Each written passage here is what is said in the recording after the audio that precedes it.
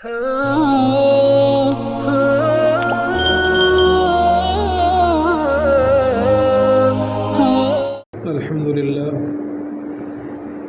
لله وكفى وسلام على عباده الذين اصطفى أما بعد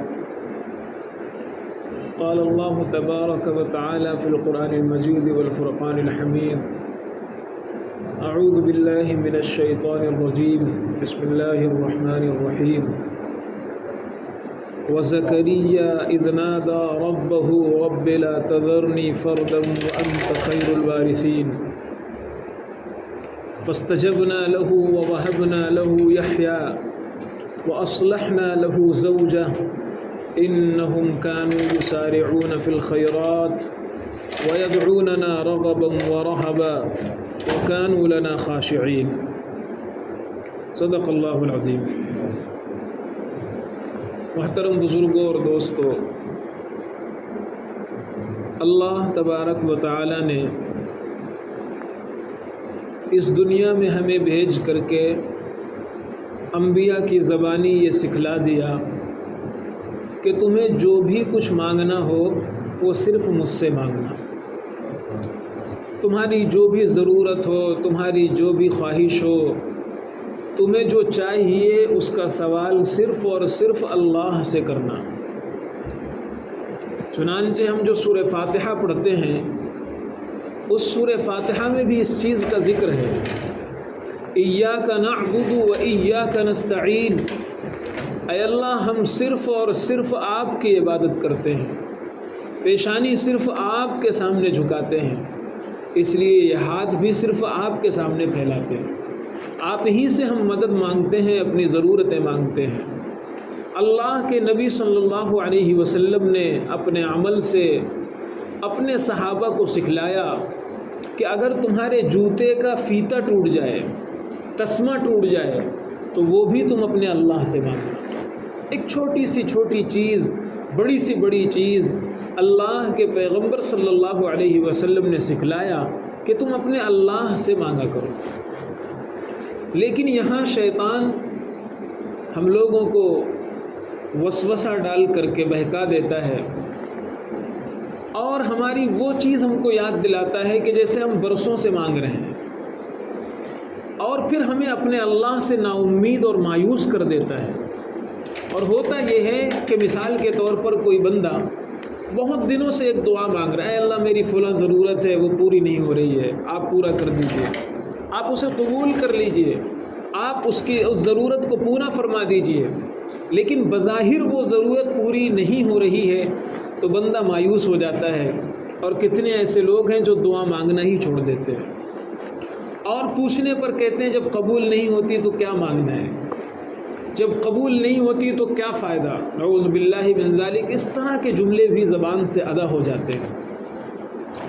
میں نے خطبے میں جو آیت پڑھی ہے اس میں اسی طرح کا کچھ مضمون ہے۔ ہم میں سے ہر شخص جانتا ہے حضرت زکریا علیہ السلام کا نام سنا ہوگا، ایک جلیل القدر پیغمبر ہیں۔ حضرت زکریا علیہ السلام حضرت یحییٰ علیہ السلام کے والد ہیں، حضرت مریم کے خالو ہیں، اور بڑے اونچے پیغمبر ہیں، بہت جلیل القدر پیغمبر ہیں۔ قرآن پاک یہ ذکر کرتا ہے، روایات سے بھی اس طرح کا مضمون ملتا ہے کہ ان کی جو بیوی تھی وہ بانجھ تھی۔ بانجھ اس عورت کو کہا جاتا ہے جس کو اولاد نہیں ہو سکتی، ان کی بیوی بانجھ تھی، اور حضرت زکریا علیہ السلام جوانی کے وقت سے دعا مانگ رہے ہیں، اے اللہ مجھے نیک صالح اولاد عطا فرمائیے۔ یہ جان رہے ہیں میری بیوی بانجھ ہے۔ آدمی ایک دن مانگتا ہے، ایک سال مانگتا ہے، چند سال مانگتا ہے، پھر چھوڑ دیتا ہے کہ یار چھوڑو، جب دعا نہیں قبول ہو رہی ہے تو ہم کیوں مانگیں، اور جب یہ ہم جان رہے ہیں کہ میری بیوی بانجھ ہے تو میں کیوں دعا مانگوں۔ لیکن قرآن کے اشارات سے معلوم ہوتا ہے، روایات سے معلوم ہوتا ہے، سالوں سال حضرت زکریا علیہ السلام اللہ تبارک و تعالی سے دعا مانگتے رہے، رب لا تذرنی فردا وانت خیر الوارثین، اے پروردگار مجھے ایک اولاد دیجیے، مجھے تنہا اکیلا مت چھوڑیے، میرا کوئی وارث دیجیے۔ اور سورہ مریم میں اس کا ذکر ہے کہ وہ اتنی تڑپ سے کیوں دعائیں مانگ رہے تھے. وَإِنِّي خِفْتُ الْمَوَالِيَ مِنْ وَرَائِي، میں اپنے رشتہ داروں کو دیکھ رہا ہوں. حضرت زکریا علیہ السلام یہ انبیاء بنی اسرائیل میں سے ہیں. حضرت ابراہیم علیہ السلام کے صاحبزادے ہیں حضرت اسحاق علیہ السلام. حضرت اسحاق علیہ السلام کے صاحبزادے حضرت یعقوب علیہ السلام. حضرت یعقوب کی نسل سے حضرت زکریا علیہ السلام ہیں. تو یہ انبیاء بنی اسرائیل میں سے ہیں. تو حضرت زکریا علیہ السلام یہ محسوس کر رہے تھے کہ جو ایک نبوت کا سلسلہ چلا آ رہا ہے، جو ہمارے گھروں میں دینی ماحول تھا، جو خاندان میں دین اور دین کی فکر رکھنے والے تھے، لیکن اب میں اپنے رشتہ داروں کو دیکھ رہا ہوں کہ یہ چیز کم ہوتی چلی جا رہی ہے. اے اللہ، میں اپنے بعد یہ اندیشہ محسوس کر رہا ہوں کہیں ابراہیم علیہ السلام کی اس میراث کو ختم نہ کر دیا جائے، کہیں دین کا یہ چراغ اس دنیا میں بجھا نہ دیا جائے اور لوگ عجیب و غریب چیزوں میں مبتلا نہ ہو جائیں. اس لیے میں آپ سے درخواست کر رہا ہوں، مجھے ایک بیٹا دیجیے، اولاد دیجیے، اور نرینہ اولاد دیجیے، مذکر اولاد دیجیے، بیٹا دیجیے مجھے. میں اسے تربیت کروں، اس کو پڑھاؤں لکھاؤں، اس کو اس قابل بناؤں جو میرے بعد میرے مشن کو لے کر کے اور اس پیغمبرانہ تعلیم کو لے کر کے آگے بڑھے. اس لیے میں اللہ آپ سے درخواست کر رہا ہوں. یہ بیک گراؤنڈ تھا جس وجہ سے حضرت زکریا علیہ السلام بہت زیادہ دعائیں مانگ رہے ہیں. قرآن پاک نے ایک مرتبہ کا ذکر کیا ہے. میں نے بتایا بہت برسوں سے حضرت زکریا علیہ السلام دعائیں مانگ رہے تھے. حضرت مریم رضی اللہ تعالی عنہا یہ حضرت زکریا علیہ السلام کی بھانجی ہیں، اور حضرت زکریا علیہ السلام ہی نے ان کی تربیت کی ہے. اور پوری تربیت حضرت زکریا علیہ السلام نے بڑی پردے کے ساتھ، بڑی نگرانی کے ساتھ اور بہت اہتمام کے ساتھ کیا ہے. تو حضرت مریم رضی اللہ تعالی عنہ کا جو کمرہ تھا وہ اوپر کا کمرہ تھا، اور حضرت زکریا علیہ السلام جب مسجد سے نماز پڑھا کر کے نکلتے تو حضرت مریم کے کمرے میں جاتے، ان سے خیریت پوچھتے، حال احوال دریافت کرتے، ان کی جو ضرورت ہوتی وہ لا کر کے دیتے. اس طرح کی چیزیں تھیں. ایک مرتبہ حضرت مریم رضی اللہ تعالی عنہ کے کمرے میں جب حضرت زکریا علیہ السلام پہنچتے ہیں تو کیا دیکھتے ہیں؟ مختلف قسم کے فروٹس رکھے ہوئے بے موسم. پہلے زمانے میں بے موسم پھل نہیں ملتے تھے.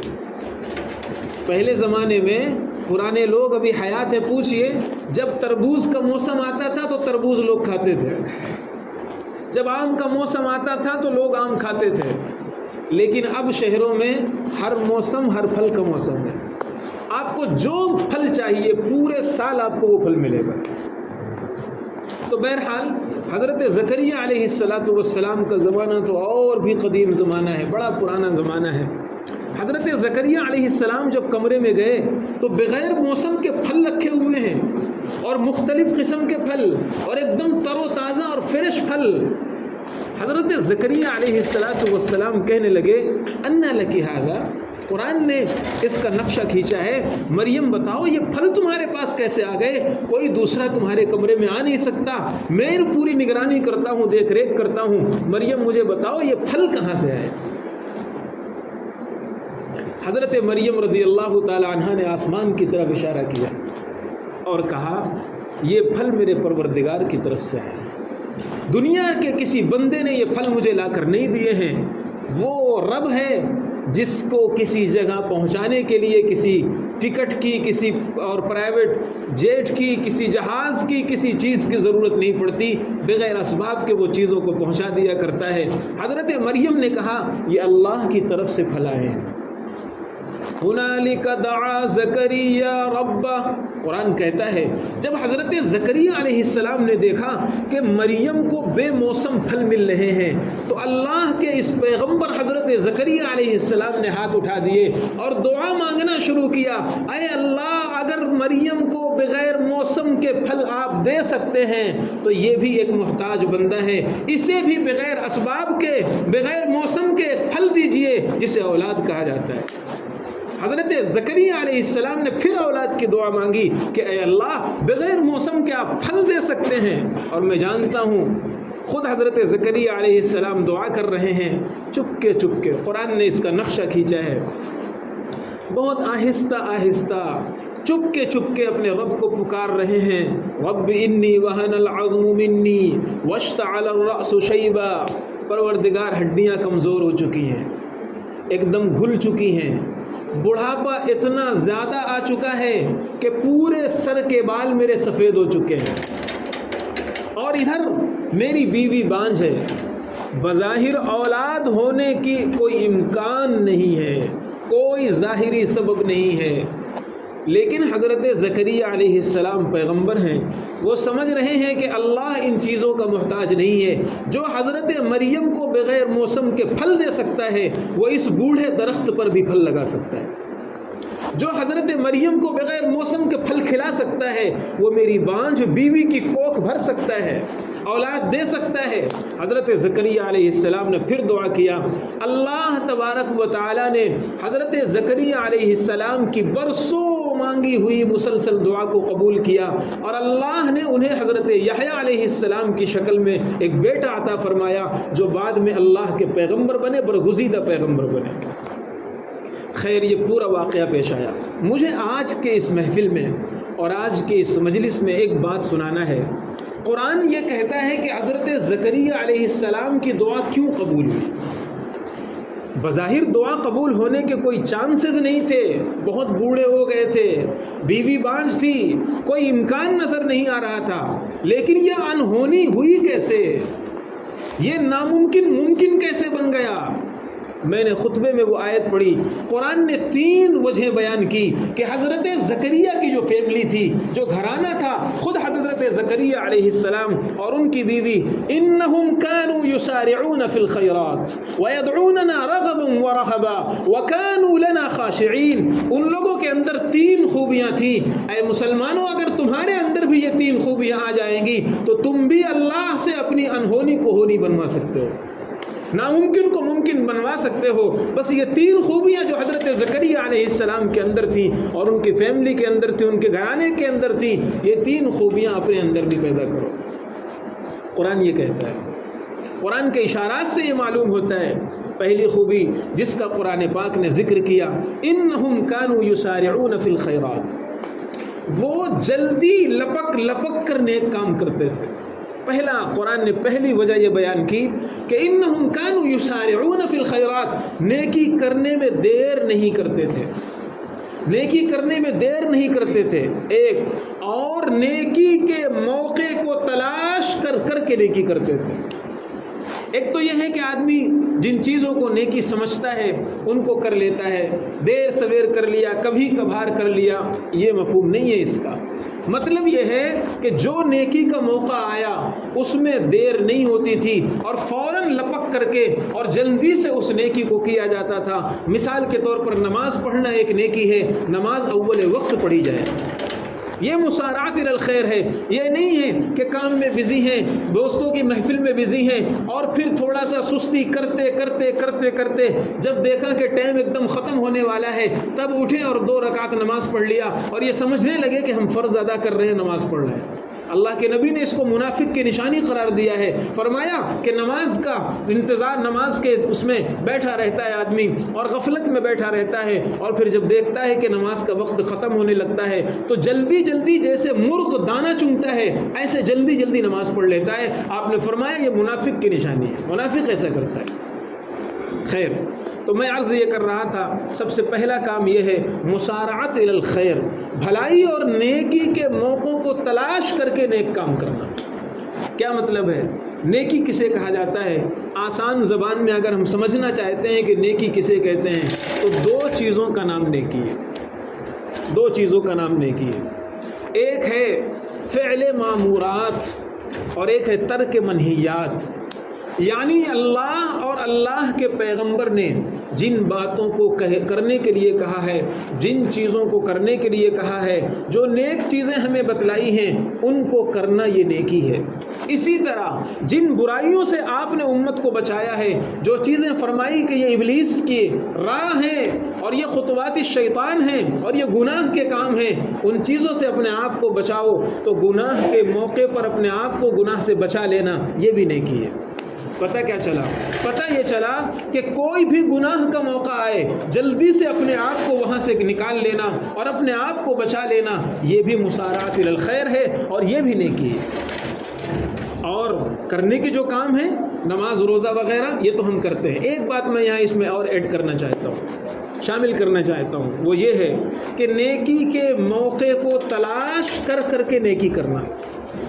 ہماری زندگی میں نیک کام کرنے کے بے شمار موقع آتے ہیں، لیکن ہم اسے ایسے اگنور کرتے ہیں، ایسے نظر انداز کرتے ہیں کہ ہمارا ذہن بھی نہیں جاتا کہ یہ بھی نیکی کرنے کی ایک جگہ ہے اور نیک کام کرنے کا ایک موقع ہے۔ مثال کے طور پر گھر میں ہم پہنچے، گھر میں جیسے ہی ہم پہنچے ہمارا 2 سال کا بچہ 3 سال کا بچہ دوڑتے ہوئے ابو ابو کرتے ہوئے آیا، ہم نے گود میں اٹھایا اور باپ کی پدرانہ شفقت کی بنیاد پر اسے پیار کیا اور تھوڑی دیر اسے گود میں لیا اور پھر بٹھا دیا۔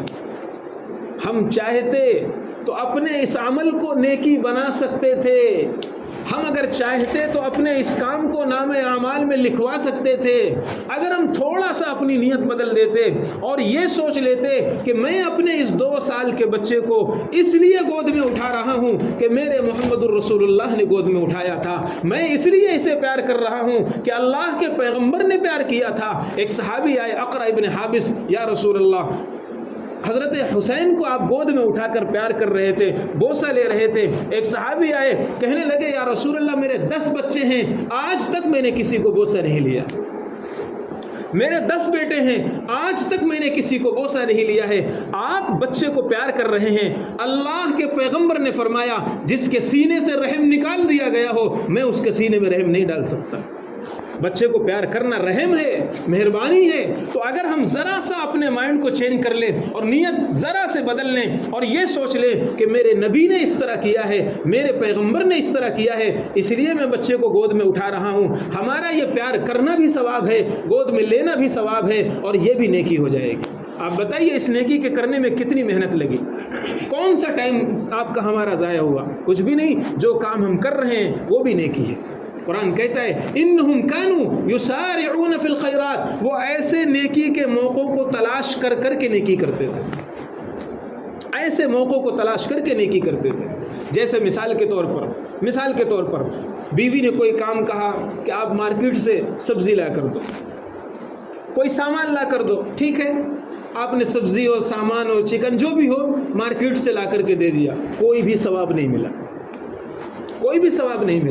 لیکن اگر اسی میں ذرا سا ہم یہ نیت کر لیں کہ یہ میری بیوی ہے، میرا حق ہے کہ میں اسے سامان فراہم کروں، اس کی ضروریات کو پورا کروں، حسن سلوک اختیار کروں اور اس کے ساتھ اچھا برتاؤ کروں، اور اس لیے میں یہ سامان اسے لا کر دے رہا ہوں کہ خدا کی ایک مومنہ بندی کا بوجھ ہلکا کر دوں، خدا کی قسم اس میں بھی ثواب ہے۔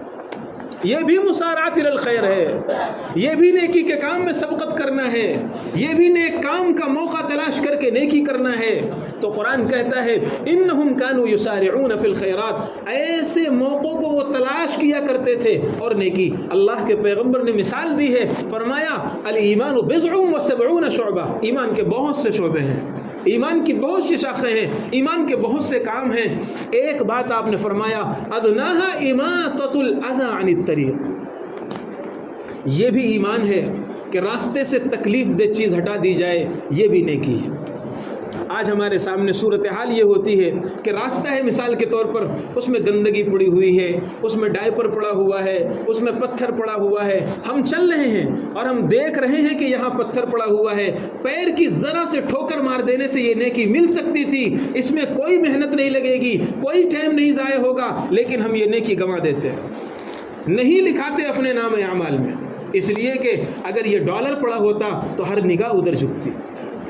اگر یہ ڈالر پڑا ہوتا، اللہ کے پیغمبر نے فرمایا جو پہلی صف میں نماز پڑھتا ہے کل قیامت میں دیکھنا اس کا ثواب کیا ہوگا۔ اگر لوگوں کو معلوم ہو جائے، لو یعلم الناس ما فی الصف الاول، اللہ نے جو ثواب صف اول میں رکھا ہے اگر لوگوں کو معلوم ہو جائے، خدا کی قسم قرآن اندازی کریں گے، لڑ جھگڑ کر کے پہلی صف میں آنے کی کوشش کریں گے۔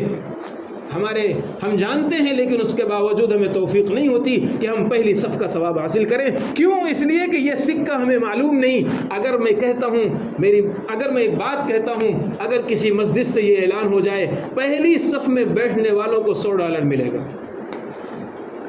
پہلی صف میں بیٹھنے والوں کو $100، میں باخدا کہتا ہوں پہلی صف میں قدم رکھنے کی جگہ نہیں ملے گی۔ میں آپ لوگوں کو نہیں کہہ رہا ہوں، ایک عام سوچ بتا رہا ہوں، ایک عام مانسکتا بتا رہا ہوں، اس لیے کہ ڈالر کی قدر ہمارے ذہنوں میں بیٹھی ہوئی ہے اور نیکی کی قدر ہمارے ذہنوں میں نہیں بیٹھی ہوئی ہے۔ ایک صحابی ہیں، کہیں دیکھا چھوٹے چھوٹے قدم رکھ کر کے مسجد آ رہے ہیں، بہت چھوٹے چھوٹے، ایک دم ذرا سا قدم رکھ رہے ہیں، دھیرے دھیرے چل رہے ہیں۔ یا رسول اللہ، ایک صحابی نے دوسرے صحابی نے پوچھا کیا بات ہے، پیر میں کوئی تکلیف ہے، کیوں چھوٹے چھوٹے قدم رکھ رہے ہیں، پیر میں کوئی تکلیف ہے؟ کہنے لگے نہیں، جب سے میں نے نبی پاک سے سنا ہے کہ مسجد کی طرف اٹھنے والا ہر قدم اس کے بدلے میں اللہ ایک نیکی لکھتا ہے، ایک گناہ معاف کرتا ہے، ایک درجہ بلند کرتا ہے، میں چاہتا ہوں زیادہ سے زیادہ ثواب میرے نام اعمال میں لکھا جائے۔ قبیلہ بنو سلمہ ہے، ان کا گھر مسجد نبوی سے قریب تھا، پھر کسی وجہ سے تھوڑا سا دور شفٹ ہو گئے۔ ایک مرتبہ کہنے لگے یا رسول اللہ دور تھوڑا سا ہو گئے ہیں اور آنے جانے میں تکلیف ہوتی ہے۔ آپ نے ان کے ذہن کو بدلا اور فرمایا ٹھیک ہے تھوڑا سا دور ہے لیکن تمہارے نام اعمال میں نیکیاں بھی تو بڑھ گئیں، وہ قدم جو مسجد کی طرف تمہارے اٹھ رہے ہیں وہ سب کا سب ثواب لکھا جا رہا ہے، یہ نیکیاں بھی تو تمہارے نام اعمال میں بڑھ رہی ہیں۔ میں عرض یہ کر رہا تھا کہ حضرت زکریا علیہ السلام، حضرت زکریا علیہ السلام کی بیوی، ان دونوں حضرات کے بارے میں قرآن نے ایک خاص بات ارشاد فرمائی، انہم کانوا یسارعون فی الخیرات۔ وقت کم ہے اور اس جز کو میں یہیں پر چھوڑتا ہوں۔ پہلا جز یہ تھا کہ ان دونوں حضرات کے بارے میں قرآن نے یہ کہا کہ وہ موقع تلاش کر کر کے نیکی کرتے تھے، نیکیاں ڈھونڈ ڈھونڈ کر کے نیکی کرتے تھے، نیکی کے کاموں میں سبقت کرتے تھے، نیکی جلدی سے کر لیا کرتے تھے، گناہوں کو چھوڑنے کا موقع آتا تھا فوراً چھوڑ دیتے تھے۔ یہ نہیں کہتے تھے ابھی تو داڑھی کے بال کالے ہیں، یہ نہیں کہتے تھے ابھی تو سر کے بال کالے ہیں، یہ نہیں کہتے تھے ابھی 40 کراس نہیں ہوا ہوں، یہ نہیں کہتے تھے ابھی گھٹنوں میں درد نہیں ہوتا ہے، یہ نہیں کہتے تھے ابھی کمر جواب نہیں دے رہی ہے، توبہ کر لیں گے جب بڑھاپا آئے گا۔ نہیں، یہ ایمان والوں کی نشانی نہیں ہے، اللہ کے نیک بندوں کی نشانی یہ ہے جب سے معلوم ہو گیا شراب حرام ہے، اب یہ میں مر جاؤں گا لیکن شراب کا قطرہ حلق میں نہیں اتر سکتا۔ یہ تھی صحابہ کی شان اور یہ ہے اہل ایمان کی نشانی۔ تو خیر میں عرض کر رہا تھا دوسرا جز جو قرآن نے بیان فرمایا ان حضرات کے بارے میں، وَيَدْعُونَنَا رَغَبًا وَرَهَبًا۔ ایک عجیب بات ان دونوں کے اندر یہ تھی کہ چاہے اچھے حالات آئیں یا خراب حالات آئیں، صبر کا موقع آئے یا شکر کا موقع آئے، ہر موقع پر یہ اللہ کو یاد رکھتے تھے، ہر موقع پر یہ اللہ کو یاد رکھتے تھے، اللہ کی عبادت کرتے تھے، اللہ کی بندگی کرتے تھے، اللہ کو پکارتے تھے۔ ایسا نہیں ہے کہ اگر تھوڑی سی دولت آئی بھول گئے نمازوں کو، بھول گئے مسجدوں کو، بھول گئے تلاوت کو، دوستوں میں محفلوں میں اور ادھر ادھر اڑانے لگے، اور بیماریاں آئیں، تکلیفیں آئیں، پریشانیاں آئیں تو اللہ اللہ یاد کرنے لگے۔ یہ ایمان والوں کی شان نہیں ہے، یہ قرآن پاک نے کافروں کی نشانی بیان کی ہے۔ قرآن پاک نے یہ کافروں کی حالت بیان کی ہے کہ جب یہ سفر کرتے ہیں کشتی میں اور کشتی بھنور میں پھنستی ہے اور طوفان میں پھنستی ہے تب اللہ یاد آتا ہے، تب یہ اللہ کو پکارتے ہیں، اور جیسے ہی کشتی ان کی ساحل پر پہنچتی ہے کہاں اللہ کہاں خدا، بھول جاتے ہیں اللہ کو۔ خوشی میں اللہ یاد نہ آئے، غمی میں اللہ یاد آئے، یہ کوئی ایمان والوں کی نشانی نہیں ہے۔ اللہ فرماتے ہیں یدعوننا رغبا ورہبا، اچھے حالات آئیں، خوب مال و دولت اللہ کی طرف سے ملے، اے اللہ یہ آپ کا دیا ہوا ہے، میرا کیا کمال ہے۔ بڑے بڑے ٹیلنٹڈ لوگ، بڑے بڑے جینیس لوگ، بہت محنت کرنے والے جوتیاں چٹکا رہے ہیں، ان کے پاس یہ دولت نہیں ہے۔ تو یہ اللہ کی عطا ہے، جس کو چاہتا ہے عطا کرتا ہے، اس کا ایک نظام ہے، جس کا چاہتا ہے تنگ کر دیتا ہے۔ خود قرآن نے ذکر کیا ہے یبسط الرزق لمن یشاء، جس کے لیے چاہتا ہے رزق کے دروازے کھول دیتا ہے اور جس کے لیے چاہتا ہے تنگ کر دیتا ہے۔ بہت پڑھا لکھا ہے، عجیب و غریب ہے اور محنت بھی خوب کر رہا ہے، کچھ بھی نہیں۔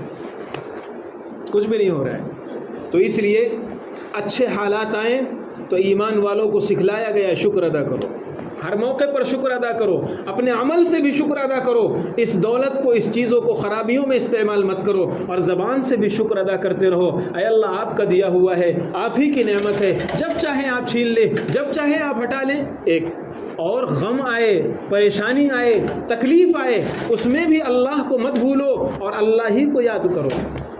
ایک نشانی یہ بیان کی وَيَدْعُونَنَا رَغَبًا وَرَهَبًا، اور دوسری آخری نشانی، بس وقت ختم ہو رہا ہے، آخری نشانی بیان کی وَكَانُوا لَنَا خَاشِعِينَ۔ تیسری صفت بیان کی، یہ ہمارے سامنے دب کر رہتے تھے۔ اللہ فرما رہے ہیں ہمارے سامنے تواضع سے رہتے تھے، ہمارے سامنے عاجزی ظاہر کرتے رہتے تھے، ہمارے سامنے بندے بن کر رہتے تھے، ہمارے سامنے اکڑ نہیں دکھاتے تھے۔ کیا مطلب اس کا یہ ہے، دو موقع آتے ہیں انسان کے بہکنے کے، دو موقع آتے ہیں۔ ایک موقع آتا ہے جب اللہ کی طرف سے نعمتوں کی بارش ہوتی ہے، کسی بھی شکل میں، اولاد کی شکل میں ہو، عہدے کی شکل میں ہو، دولت کی شکل میں ہو، منصب کی شکل میں ہو، اور اچھی ٹچ کی شکل میں ہو، کسی بھی شکل میں ہو، آدمی اس موقع پر بہک جاتا ہے، اپنے کمزوروں اور اپنے ماتحتوں کے ساتھ ظلم شروع کر دیتا ہے، گویا وہ یہ بھول جاتا ہے کوئی مجھ سے بڑا ہے جو مجھ پر قادر ہے۔ وہ دب کر اللہ کے سامنے نہیں رہ رہا، وہ تواضع، عاجزی اور مسکنت کے ساتھ نہیں رہ رہا۔ اور ایک موقع اور آتا ہے جب انسان کی رسی ٹائٹ کی جاتی ہے، حالات اس پر تنگ کیے جاتے ہیں تو وہ بہک جاتا ہے، بدک جاتا ہے، اول فول زبان سے کہنے لگتا ہے، الٹے سیدھے کلمات زبان سے نکالنے لگتا ہے۔ یہ وہ موقع آتا ہے جہاں انسان اللہ کے سامنے دب کر نہیں رہتا۔ دو موقع آتے ہیں، اللہ نے قرآن میں فرمایا وَكَانُوا لَنَا خَاشِعِينَ، وہ ہر موقع پر ہمارے سامنے عاجز بن کر رہتے تھے۔ آج بھی اگر کوئی بندہ ان تین صفات کو اپنے اندر پیدا کر لے، انہم کانوا یسارعون فی الخیرات ویدعوننا رغبا ورہبا وکانوا لنا خاشعین، نیک کام خوب کرے، اللہ ہی کو پکارے اور اللہ کا بندہ بن کر کے رہے، اللہ فرماتے ہیں انہونی بھی مجھ سے مانگے گا تو میں ہونی کر دوں گا، ناممکن بھی مجھ سے مانگے گا ممکن بنا دوں گا، سب تو میرے قبضے میں ہے۔ وآخر دعوانا الحمد للہ رب العالمین۔